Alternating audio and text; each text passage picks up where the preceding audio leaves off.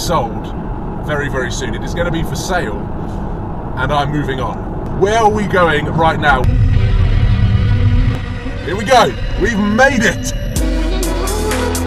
What's up, guys? Welcome to SuperCars of London. If you saw the first episode of this very casual YouTube series, then you would have seen my journey around the M25 in the Audi A1, the Nuke, as I explained, sadly, but also excitingly, that I am going to be looking for a replacement of the Audi A1. And behind me, you can see this big badge here, the Porsche badge. I'm down at Porsche Colchester, and they have kindly invited me down to drive their brand new 911 Carrera S. Now, I don't have too much experience behind the wheel of Porsches, but I have been in the passenger seat on a fair few Tom Cayman Army tricks. I'm not sure whether you remember that one, but it was Matt Gray, crazy loud.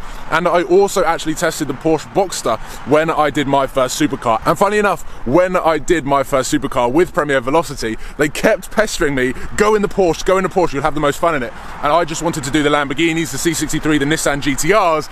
And when I went in the Porsche Boxster, I was blown away by the performance. And it seems that everyone that experiences Porsche before weren't big fans, but as soon as they've experienced it, whether that be from the driver's side or the passenger side, they fall in love and realise why they are so popular. Porsche have given me the keys to a 2016 911 Carrera S in Guards Red. This car has actually appeared on my YouTube channel when Sid drove the car with me in the passenger seat, and I was very, very scared. Today, I'm going to take it a little bit easy. I'm going to be exploring the car, and this video, hopefully, I can start creating a checklist of things that I want to replace the Audi A1. And what better place to start than Porsche? The 911 is arguably the best daily sports car in the world. So I thought, let's test this out, create a checklist, and then work from there.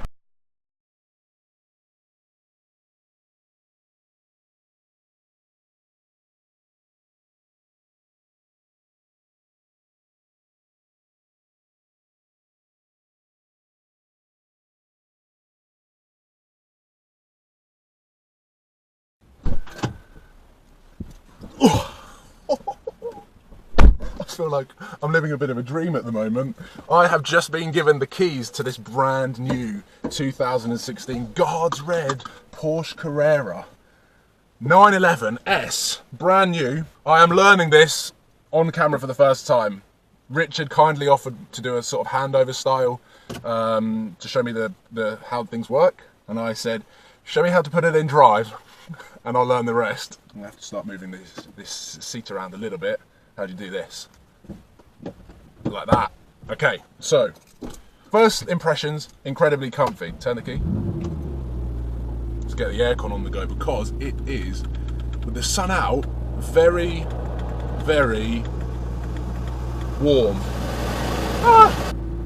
Foot off the brake, and we're moving.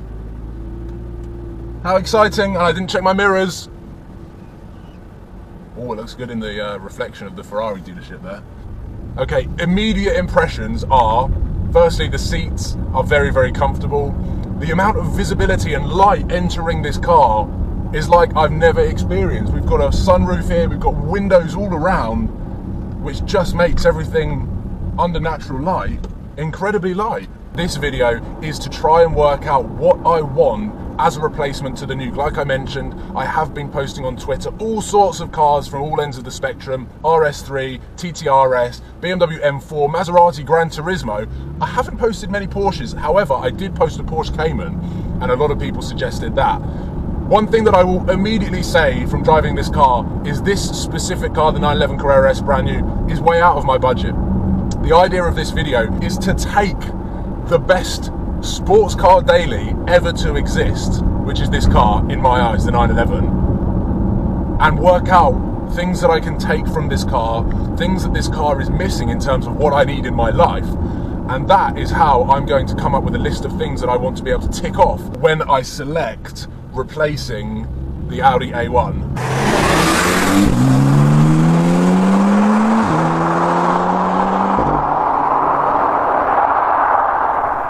There's a nice red F-Type. Oh, red crew. Ooh. V6, lovely. It's so easy to drive. The gearbox, I cannot feel a gear shift. I have not felt a gear shift yet, and I'm in 6th gear. But the ease of use to drive and the direct steering of just nimbling around roundabouts and onto a motorway, I know that that is not putting the car to any sort of test whatsoever, but it's so easy. 7th gear. I haven't felt a gear shift. I feel the gear shift slightly in the AMG GTS, ever so slightly. I can feel the gearbox working. In this car, you can't. So now we're cruising, and I can imagine off camera, I'll be cruising with the music on, tons of visibility, super smooth suspension, plenty of power on my right foot whenever I need it, whenever I'm looking to do that overtake. All of the power that I will ever need is right there. And because the engine sits over the rear wheels, I've got so much weight over the rear wheels that in the dry, in the heat, I'm not going to lose traction, even though this is a rear wheel drive car. So I'm already thinking in my head, yes, this is the perfect daily, but am I basing my daily on this specific setup?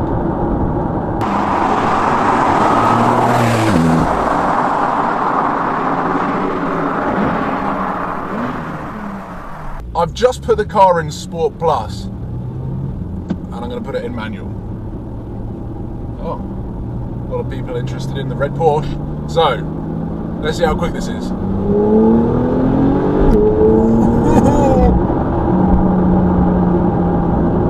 Plenty of power. The thing with Porsche is that it is power delivery that I have realised over my brief experiences with the 911 Turbo S and this car, is that how worryingly easy it is to climb up the miles per hour. That's the scary thing, and how easy it does it as well. I'm going to put it back into drive.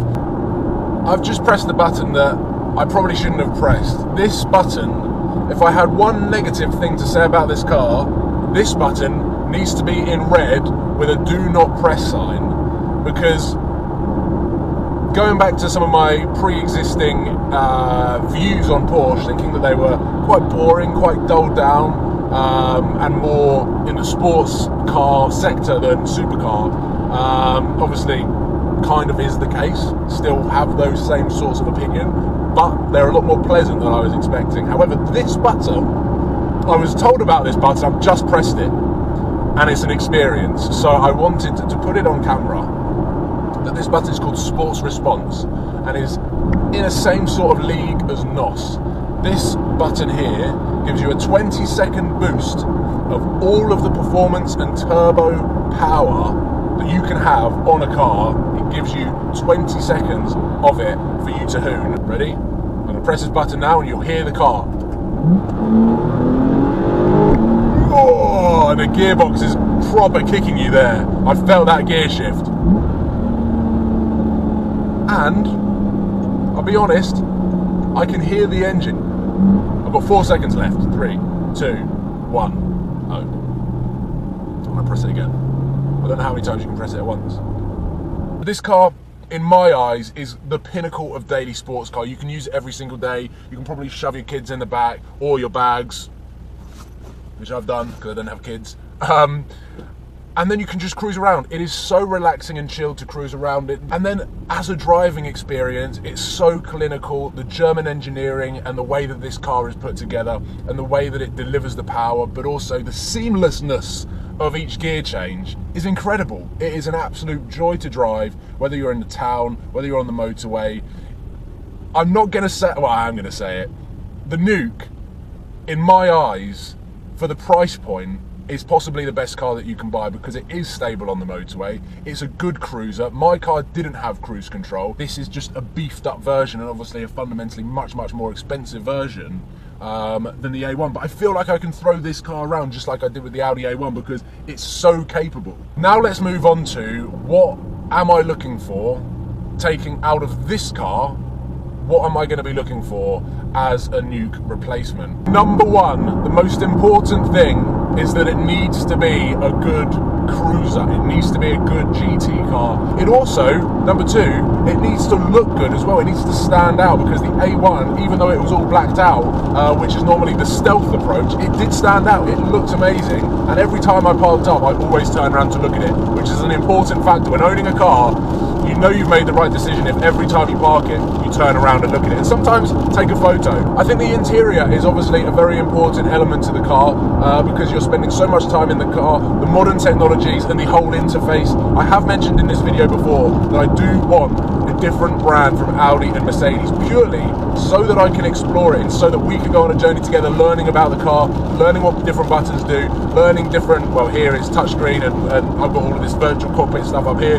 That's really cool to explore. So I think I'm going to try and step away from Audi and Mercedes. I will obviously test them, and if I fall in love again with the RS3, or I get the opportunity of driving a TTS or a TTRS and fall in love with that, then obviously my heart will always do the talking. If I fall in love with a car, then that is the car for me. But I am going to be looking at other manufacturers as well, Porsche, BMW, along with a few others. Back down with the sun visor. It needs to have a sun visor. My new daily needs to have a sun visor. It's going to be a lot of fun, and hopefully you can join me on the journey and get excited with me. Leave a comment in the comment box on what you want to see on this very casual series of trying to find the ultimate daily sports car, daily hot hatch, whatever it is that I end up buying to replace the Nuke. It has to live up to the Nuke's expectations. It was a phenomenal car. I'm going to be sad to see it go, but at the same time I am crazily excited about what is just around the corner. So thank you for watching, guys. Thank you for supporting. As always,